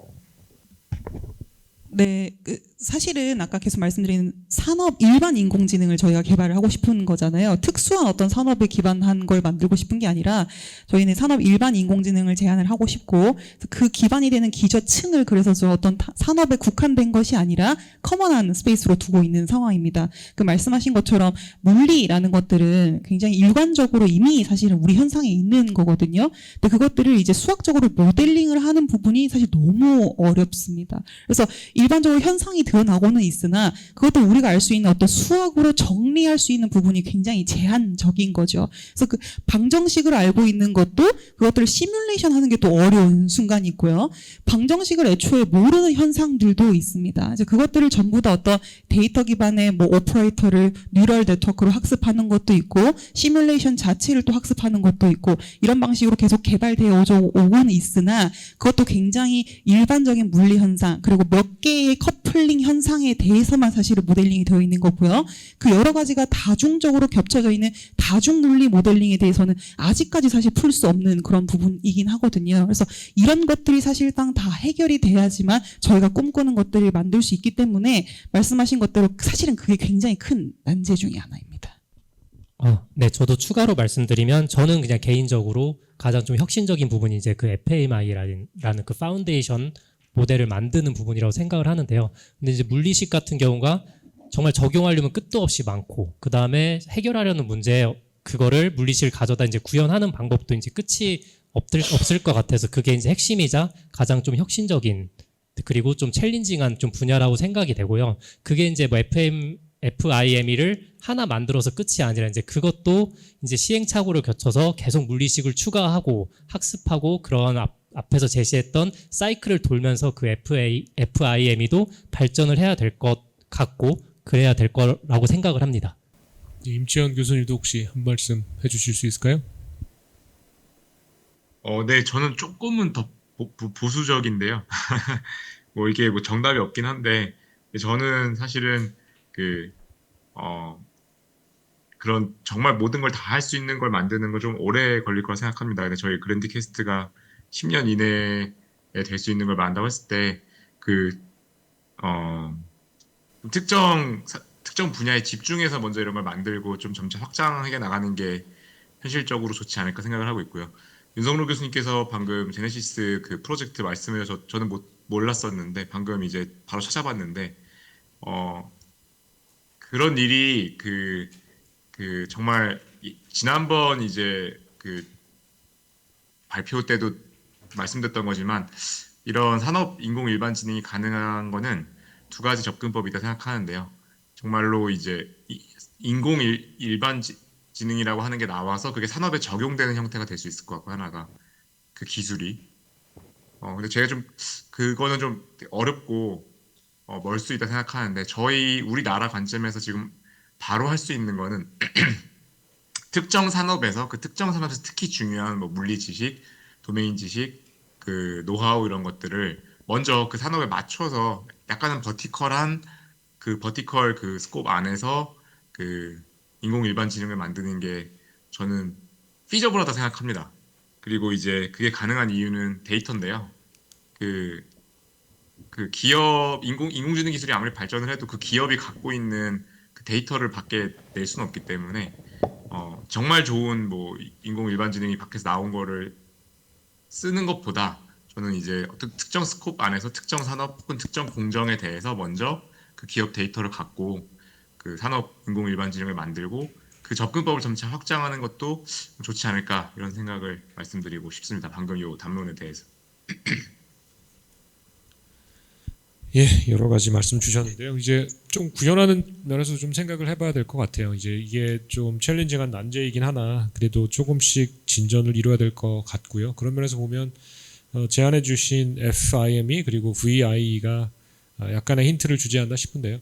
지금 현재 인공지능의 메인 기술로 보면 이 FIM이라는 게 파운데이션 모델에 해당하는 것 같고 VIE라는 게 이제 특화돼서 튜닝된 그런 형태라고 보여집니다. 제가 세 분께 드리고 싶은 질문은 이제 아까 처음에 임치현 교수님께서도 중국에 대한 이야기를 많이 해주셨고 또 제조업에 우리나라도 강국이고 중국도 강국인데 이런 파운데이션 모델을 뭐 FIM의 형태가 됐건 아니면 다른 형태로 만든다라고 했을 때 한국이 경쟁력이 있을지 데이터나 여러 가지 면에서 리소스나 이런 면으로 볼 때 일단 경쟁력이 있을지 그리고 좀 부족한 면이 있다면 어떻게 채워나갈지 그런 게 좀 궁금하거든요.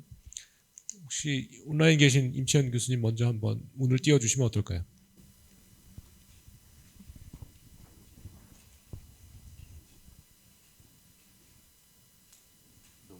좀 어려운 질문이 되게 좋은 질문이라 생각합니다. 근데 제가 이제 지금 뜸을 들이면은 과연 제가 그걸 답변할 수 있는 퀄리파이가 되는지 아직은 잘 모르겠는데요.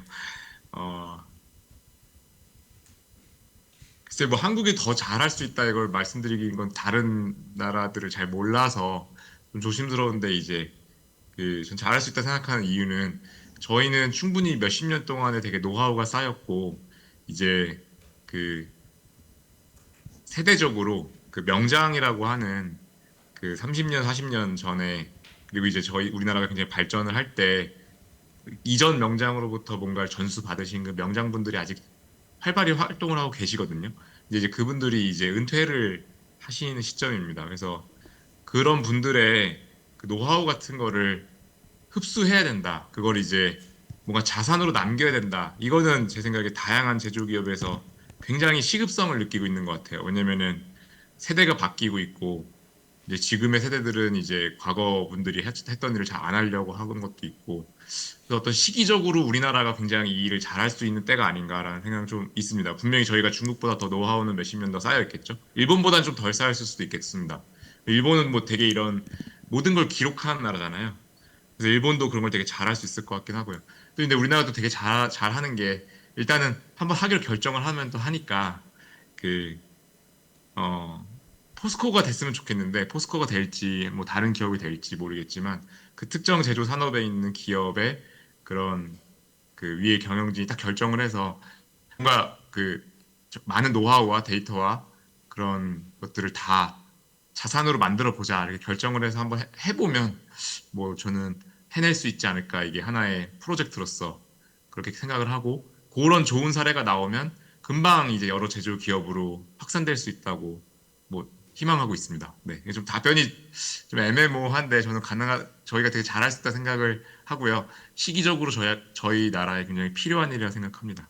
제가 첨언을 좀 드리겠습니다. 일단 데이터 기반의 어떤 모델링이라고 했을 때는 데이터가 가장 중요하니까 그런 점에서 제가 의견을 좀 드려보자면 임채영 교수님께서 굉장히 낙관적으로 이제 평가를 하셨는데 저는 좀 쉽지는 않을 수도 있다라고 또 생각을 하는 부분도 말씀을 한번 드려보겠습니다. 그 이유는 그 기업의 어떤 데이터는 이제 절대로 오픈을 하지 않으려고 하는 부분들이 있다라고 생각을 합니다. 그러니까 저희가 사실 생각하는 이제 버티컬이 아까 임채영 교수님과 저의 견해가 조금 다를 수는 있지만 굉장히 버티컬로 그냥 만든다, 정말 철강 자체로 만든다라고 하면 사실 포스코 데이터만으로도 충분할 수도 있습니다. 너무나도 빅컴퍼니고 거기서 만드는 데이터만으로도 많은 걸 할 수도 있을 텐데요. 근데 그런 게 아니라 정말로 다양한 기업들이 공통적으로 가지고 있는 그 데이터를 다수의 데이터를 모아서 뭔가를 만든다고 할 때는 그것들을 어쨌든 오픈을 해야 되는 시스템이 돼야 되는데 사실 그것들을 굉장히 주저하고 있는 현실이지 않습니까? 근데 중국 같은 경우에는 그것들이 조금은 저희에 비해서는 정부 주도로 너희 오픈해라고 하면은 충분히 오픈할 수 있는 그런 시스템일 수도 있을 것 같아서 그런 점에서 약간의 우려가 있다라는 말씀을 조금 드리고요. 그래서 꼭 데이터 기반이 아닌 좀 새로운 혁신적인 방식으로 데이터 드리븐 어프로치가 아닌 아까 제가 제안했던 대로 조금은 연역적인 방식의 어떤 AGI를 개발을 해서 좀 치고 나갈 수 있는 조금은 다른 접근법도 우리가 같이 고민을 해봐야 될 때가 아닌가라는 생각이 좀 들었습니다. 네, 저도 좀 추가로 말씀드리면 저는 우리나라가 어떻게 잘 할 수 있냐라기보다는 좀 잘해야 된다라는 좀 말씀을 좀 첨언으로 좀 드리면요. 이제 저희가 이제 그랜드 퀘스트 주제를 정할 때도 좀 고민을 한 게 이미 제조에서 좀 혁신이 많이 일어나고 있잖아요. 그래서 이제 간단하게 말씀드리면 뭐 특히 로봇의 발달에 따라서 뭐 자율 제조, 무인 제조 이런 것들이 발전을 하는데 이제 그게 발전이 어려운 이유가 뭐 로봇 등을 포함한 좀 기술적인 문제도 있지만 약간 스케일러빌리티, 그러니까 뭐 자본 때문에 그런 것도 있습니다. 이건 저 개인적으로 봤을 때는 지금 현재 있는 기술을 가지고도 뭐 지멘스 그리고 뭐 구글, 뭐 엔비디아, 뭐 그리고 테슬라 이런 기업들이 모이면 지금이라도 당장 자율제조, 무인제조를 할 수 있잖아요. 근데 이제 그게 전 세계적으로 확장을 한다든지 기업 내에서 전체 공급망 안에서 확장을 한다든지 이제 이게 뭐 가성비라든지 비용적인 문제 때문에 어려운 것도 많다고 봅니다. 그래서 이제 제가 드리고 싶은 말씀은 이제 현재 우리가 제조업에서 혁신을 얘기하고자 할 때 얘기하는 자율제조, 무인제조 이런 건 이제 뭐 로봇을 포함해서 이제 큰 규모로 하는 미국, 유럽 뭐 중국보다 우리나라가 이제 잘 하기가 쉽지가 않은데 오히려 지금 처음 얘기하고 있는 이 드림 매뉴팩처링 그러니까 혁신적인 제품 설계와 공정 설계 같은 경우는 아직은 하지 않은 부분이니까 우리가 이 분야에서 좀 앞서서 먼저 좀 진행을 하면 좀 잘할 수 있지 않을까라는 생각이 들고요. 그리고 앞에서 임치영 교수님이 말씀하신 것처럼 그래도 우리나라가 제조업의 역사가 있기 때문에 뭐 인간 전문가 그리고 기업으로만 봐도 뭐 저희가 라운드 테이블에서 얘기했던 고려아연과 같은 그런 성공 사례가 있기 때문에 그 휴먼 엑스퍼트 부분에서는 그런 성공 사례를 이제 이렇게 잘 모아서 이제 규격화하고 발전을 시키고 그 다음에 그 파운데이션 모델을 만드는 것에 좀 투자를 하면 좀 경쟁력이 있지 않을까라고 개인적으로 생각을 합니다. 이게 어려운 질문이었죠. 근데 좋은 의견을 많이 주신 것 같고 서울대 교수님들께서 뭐 많은 분들이 이제 여러 가지 활동을 하시고 좋은 결과를 많이 내십니다. 우리 자연계의 이정동 교수님이 계시다면 서울대 베스트셀러 작가로 인문계에는 김난도 교수님이 계세요. 그래서 매년 그 트렌드 책을 발간을 하시는데 트렌드 2026이라는 책이 나와서 제가 좀 살펴봤는데 놀랍게도 그 트렌드의 1번에 혹시 뭐가 나오는지 알고 계신 분 있으신가요? 아직 26년이 안 돼서 아직 안 보셨을 것 같긴 한데 서점에 가면 베스트셀러 1위로 올라와 있습니다. 트렌드 2026 김남도 교수님 이제 외 연구진에서 만든 책인데요. 거기 1번에 나오는 게 오늘 나와 있는 내용 중에 하나가 있습니다. 인공지능이냐 뭐 맞는데요. 예, 휴먼 인더 룹이 1번으로 나와 있어요. 지금도 인공지능을 써보시면 사람의 개입이 필요합니다. 저도 에이전트를 써서 발표자를 준비를 해보면 그냥 알기로는 이제 아주 지능적인 일은 사람이 하고 인공지능은 타임 컨수밍하고 하기 싫은 일을 한다라고 하는데 이게 반대인 것 같아요. 이거 어떻게 된 게 인공지능한테 발표자를 만들어줘 뭐 얘기해줘 그러면 잘 만드는데 그게 파워포인트나 이런 형식으로 옮겨질 때 굉장히 오류가 많아요. 그래서 제가 그걸 다 일일이 이렇게 조정하고 옆으로 3cm 옮기고 밑으로 내리고 그건 제가 하고 이 좋은 내용은 인공지능이 만드는 그걸 보면서 야 이게 주객이 전도가 되는구나라는 생각도 들고 또 최근에 이 고용시장에서 인공지능의 그 여파가 밀려오고 있습니다. 인공지능이 버블이냐라고 얘기를 하는데 버블이 아닌 것이 지금 직격탄을 맞고 있어요. 이미 일자리나 이런 것에 직접적인 영향을 받고 있고 그게 버블인가요? 잘 모르겠습니다. 버블이었으면 좋겠습니다. 근데 그게 아닌 것 같고 제가 또 이제 어려운 질문을 하는 역할이니까 그리고 중국 얘기를 제가 한 얘기도 요즘 인공지능 하시는 분은 아시겠지만 이제 로봇이나 이런 걸 학습시킬 때 어떻게 시키는지 아세요? 제가 직업이 질문하는 거라서 계속 질문 드리고 근데 물론 자문자답합니다. 사람한테 데모를 하고 그거를 로봇한테 주입하거든요. 그럼 어느 나라가 세계에서 인구가 제일 많죠? 인도고 2위가 중국인데 그런 면에서 중국의 제조업의 경쟁력이 사실 상당하고 그게 인공지능 휴먼 인더 룹으로 엮이면 그 파고를 우리가 넘을 수 있을까라고 하는 걱정이 들 수밖에 없어요. 우리는 뭐 1000명이 만약에 로봇한테 데몬스트레이션을 한다라고 하면 야 설거지는 이렇게 하는 거야 라고 1000명이 한다라고 하면 중국은 아마 1000만 명이 할걸요. 그랬을 때 경쟁력이 있을지에 대한 걱정이 듭니다. 그리고 세 분의 교수님께 드리고 싶은 질문은 김남도 교수님이 세팅하신 트렌드 2026 1번 휴먼 인더 룹이고 그게 이제 인공지능 쪽에서도 우리에게 직접적인 현실로 다가오고 있고 특히 이제 아까 숙련자의 어떤 노하우를 흡수시켜야 된다라고 말씀하셨고 임성훈 교수님 자료에 휴먼 인더 룹이 나오죠? 네, 맞습니다. 예, 그렇기 때문에 거기에 대한 질문을 드리고 싶습니다. 정리하면 휴먼 인더 룹을 어떻게 하면 될까요? 이 드림 매니팩처링을 우리가 구현하기 위해서 자료에 이제 넣으신 임성훈 교수님께 먼저 질문을 드리겠습니다.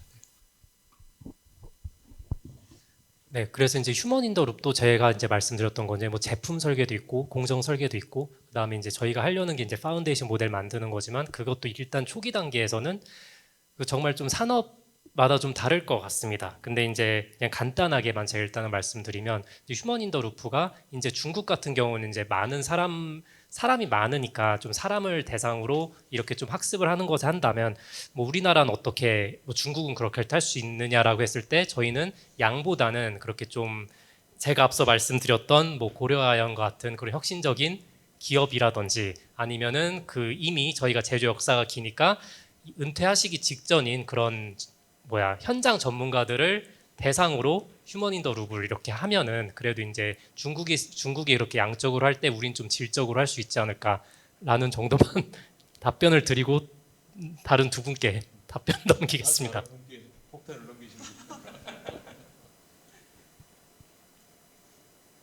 좀 두 가지 의견이 있는데요.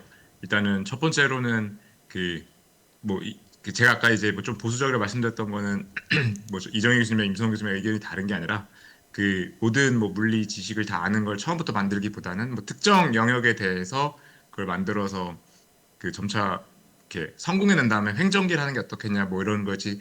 그 얘기하는 건 똑같다 생각하는데 그 측면에 대해서 저는 이제 그 휴먼 인더 루프 측면에서 제일 중요한 건 원리 원칙이라 생각을 합니다. 그래서 그 뭐 산업 안전이라고 하면은 그 안전이란 무엇인가, 뭐가 안전한 것인가 이런 거에 대한 원리 원칙을 먼저 뭐 어떻게 할지 그 여러 방법이 있겠지만 뭐 물리적인 걸 알려줄 수 있을 거고 뭐 떨어진다라든지 아니면 뭐 그 산업안전공단 같은 데 있는 그 안전 관련된 이론이나 뭐 그런 지식을 먼저 학습시킬 수도 있고 뭐 여러 방법이 있겠지만 원리 원칙이 굉장히 중요하다고 생각하고요. 그 원리 원칙에 또 포함돼야 되는 게 그 작업에 대한 걸 생각을 하는데요. 뭐 납땜이 됐든 뭐 다른 뭐 여러 작업의 체인 프로세스가 됐든 간에 그 작업 자체에 대한 걸 이해하는 거를 먼저 만들고 그건 여기까지는 시뮬레이션을 충분히 할 수 있다 생각합니다. 이제 그 다음에 이제 실제 데이터를 학습을 시키고 그리고 이제 휴먼이 거기 들어가서 부족한 것도 이제 뭐 채워주는 게 필요하다 생각하고요. 그래서 원리 원칙이 먼저고 그 위에 이제 실제 데이터를 또 입혀서 현실적으로 만들고 사람의 데이터가 거기 들어가는 고 다시 이제 또 이제 루프가 시작되는 거죠. 아까 이제 교수님들이 말씀하셨던 그런 게 저는 분명히 피저블한 접근이라 생각을 하고요. 어떤 인공 일반지능에 가까운 걸 만들기 위해서. 이 두 번째는 그 휴먼 인더 루프에서 어떻게 물어보냐가 되게 중요하다고 생각합니다. 그래서 사람이 뭐 하는 거를 관찰하고 그거를 겉에서 보고 학습하는 것도 되게 중요하다고 생각하는데 근데 저희가 도제식이라고 했을 때 그 스승님이 이렇게 하는 거를 보고 따라하는 것도 잘할 수 있겠죠. 그 따라하는 제자가 굉장히 그 원리 원칙을 잘 알고 있고 오히려 스승이 모르는 것도 알고 있는 상태에서 학습을 하면 따라하는 것으로도 되게 잘 휴먼 인더 루프로 학습할 수 있다 생각하는데요. 근데 어쨌든 이 에이전트는 일종의 챗봇 같은 형태를 분명히 수반할 거거든요. 근데 그냥 따라하는 게 아니라 잘 물어보는 배워야 될 게 무엇이고 자기가 부족한 게 뭔지를 알고 잘 물어보는 뭔가 물어보고 얻는 과정 자체가 뭔가 최적화가 돼야겠죠. 그래서 이런 예시가 제가 알기로 의료 쪽에 지금 이루어지고 있고요. 제 이제 박사 졸업생도 이제 컬럼비아에서 지금 하고 있는 연구가 의사랑 환자들이랑 이제 소통을 하는 의료 챗봇을 만들 때 그냥 이제 수동적으로 그 사람들한테 대답을 하는 게 아니라 물어보는 겁니다. 그 사람들한테 환자한테 정보를 끌어내고 의사한테 정보를 끌어내고 그럼으로써 얘가 더 똑똑해지고 그런 기술이 지금 연구되고 있다고 알고 있고 저는 이제 산업 현장에서도 그런 명장이라고 할 수 있는 그런 분들한테 휴먼 인더 루프 그 사람들의 어떤 노하우를 얻을 때 굉장히 뭔가 최적화된 형태를 이렇게 뽑아내는 그런 기술이 되게 중요할 거라고 생각을 합니다. 네, 그래서 정리하면 원리 원칙을 시작하는 게 중요하고 조금 능동적인 그런 휴먼 인더 루프가 돼야 된다 이렇게 말씀드리고 싶습니다. 간단하게 저도 좀 드는 생각들을 말씀을 드려보면 그 양이 필요한 휴먼 인더 룹이 있을 것 같아요. 양적으로 필요한 휴먼 인더 룹은 사실 우리가 지금 뭐 오픈 AI가 이 부분이 정말로 윤리적으로 옳은지 그른지라는 것들을 판단을 할 때 케냐에 있는 사람들을 이제 고용을 해가지고 레이블링을 하는 작업들을 하지 않습니까? 그러니까 그런 식으로 사실 굉장히 쉬운 태스크 같은 경우 그리고 양을 요구하는 경우에는 얼마든지 일반 사람, 우리나라 사람이 아닌 다른 사람들을 고용해서라도 양적으로 늘릴 수 있는 부분들은 분명히 있을 거라고 생각을 하고요. 근데 이게 산업에 의해서 중요한 거는 근데 양보다는 좀 질 부분일 것 같아요. 그래서 저희가 추구하는 것도 어떤 확률에 기반한 뭔가의 데이터 드리븐 기반이 아니라 원리를 찾아 나갈 수 있는 그 부분을 이제 할 수 있는 AI를 타겟으로 하고 있기 때문에 프린시플이 굉장히 중요하다고 저는 생각을 하거든요. 근데 그 프린시플, 그러니까 질이라고 볼 수 있는데 그 질적으로 중국과 일본 다른 여타 어떤 나라에 비해서 우리나라가 쌓아온 경쟁력이 사실 저는 있다라고 생각을 하거든요. 그래서 그런 부분들을 조금 더 고도화시켜서 그런 부분들을 어떻게 휴먼 인더 룹에 녹일 수 있을 건가 않을까라는 생각을 하는 것이 좀 중요하다라고 생각을 하고요. 그래서 양적으로 갈 수 있는 부분, 질적으로 갈 수 있는 그 두 부분을 트랙을 나눠가지고 저희가 이 휴먼 인더 룹을 통해서 고도화시키는 작업을 해야 되지 않나라는 생각을 해봤습니다. 저도 뭔가 괴롭혀드리고 싶어서.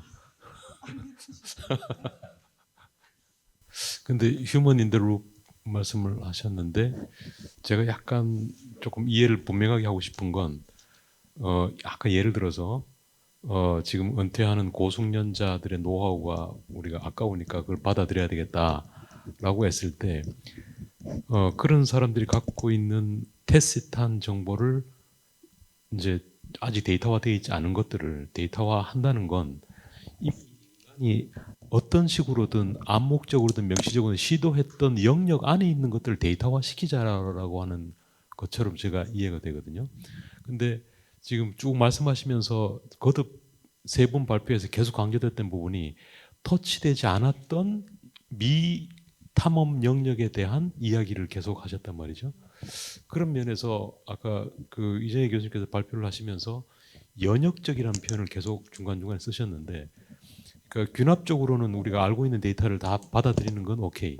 근데 탐험하지 못한 영역을 가려면 연역적인 몇 가지 최소한의 절골조만 해놓고 그다음 어떤 자율적인 에이전트가 돌아다니도록 해야 되는 것 아닌가. 그러면 휴먼 인 더 룹이라고 말할 때 아까 중국 예도 말씀드렸습니다만 그때 휴먼이 누구냐 하면 일하는 사람인 것 같아요. 근데 미개척지에 뭔가 새로운 워디프를 만들어내고 탐험해 나갈 때의 그 휴먼이라고 하는 사람은 크리에이터이고 디자이너고 이런 사람들인 것 같아요. 그러니까 루프라고 하는 것도 공정에 관한 루프이지만 휴먼 인 더 루프라고 할 때 휴먼을 크리에이터나 디자이너라고 이야기를 해놓으면 그 루프가 새로운 것을 크리에이터하는 루프인 것 같아요. 그래서 제가 이해하는 바가 맞다면 아마 지금 이야기하시는 게 기존의 의미의 어떤 조금 더 효율에 초점을 둔 인더스트리 AI보다 뭔가 새로운 영역을 탐색하고 하버보시의 대안적인 모델을 만들어내거나 고려아연처럼 새로운 공법을 만들어내는 이런 쪽에 초점을 맞춘다면 아까 지금 세 분이 원래 이야기하셨던 것처럼 조금 더 연역적이고 과학적 원리나 뭐 그런 쪽으로 우리가 논의가 되는 게 맞는 건지, 그리고 그럴 때의 데이터라고 하는 것도 우리가 흔히 이야기하는 현장의 데이터와는 또 조금 종류가 다른 데이터일 수도 있겠다는 생각이 조금 드는데 제가 이해하는 게 맞나요?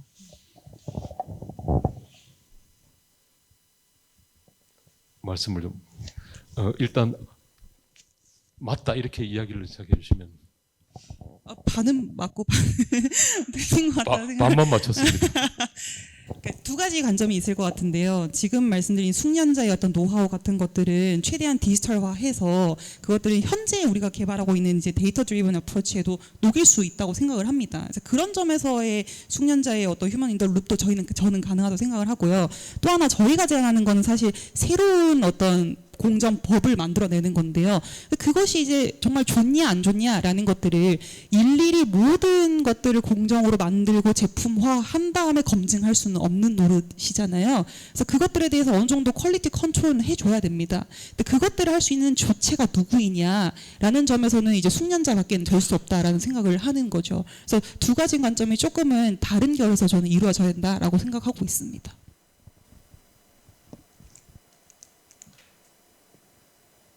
네, 저는 이제 질문하신 거랑 정확한 답변이 될지 모르겠지만 이제 질문하신 거에서 좀 영감을 받아서 제가 좀 느낀 걸 말씀을 드리면 이제 저희가 이제 인더스트리얼 AI라고 하고 이제 지금까지 했던 거는 정말 그냥 그 산업 AI를 많이 했죠. 지금도 잘하고 있고 그걸 바탕으로 뭐 자율제조, 무인제조 하려고 하는데 그걸 정말 좀 간단하게 좀 말씀을 드리면 뭐 마이크로 프로세서의 이제 짐 켈러 같은 이제 혁신가 같은 거.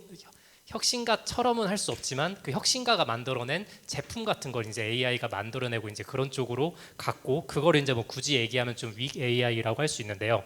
근데 이제 저희가 좀 얘기하는 주제는 짐 켈러가 뭐 지금까지 만들었던 제품을 짐 켈러 대신 비슷하게 만들고 이제 그런 게 아니라 짐 켈러의 좀 그런 창조성을 좀 이렇게 만들어내는 거잖아요. 그래서 이게 뭐 제가 뭐 책임질 수는 없지만 어떻게 보면 이건 약간 좀 스트롱 AI의 영역에도 좀 가까운 것 같고 그냥 짐 켈러의 결과물을 만들어내기보다는 짐 켈러 자체를 그런 창조성을 좀 만들어내는 쪽에 가까워서 어떻게 보면 좀 그랜드 챌린지의 주제랑 맞는 것 같기도 하고 그 이상으로 좀 나가고 있는 것 같기도 한데 그래서 네, 개인적인 생각은 그렇습니다. 그래서 이제 임치영 교수님은 좀 저희 안에서도 약간씩 좀 생각이 다른 게 좀 보수 본인도 이제 좀 보수적으로 말씀하신다고 말씀을 하시고 저는 저희들끼리도 약간 좀 너무 많이 나가지 않나라고 해서 약간은 좀 무리수를 좀 던지는 편인데 저는 그래서 방금 말씀드린 대로 좀 생각을 합니다. 그래서 저희 셋의 공통적인 의견이 아니라 저 개인적인 의견입니다.